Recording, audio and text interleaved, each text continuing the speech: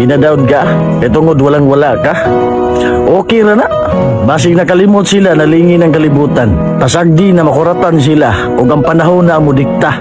Kay basig ikaw nasa ubos, basig ikaw na po na sa taas. Tapos katunang daw nimo, mauna po na sa ubos.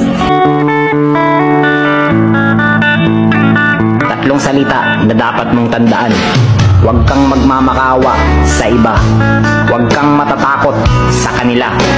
At higit sa lahat, huwag kang dumepende sa kanya. Matuto kang tumayo ng mag-isa. Huwag mo kong husgahan. Baka hindi mo kayanin maski kalahati ng aking pinagdaanan. May dahilan ang mga bagay na nagawa ko noon. At may dahilan kung sino ako ngayon. Oo, kilala mo ako sa pangalan. Pero hindi mo ako kilala sa galawan. Kaya mag-ingat ka sa mga salita mong binibitawan. Dahil wala kang alam.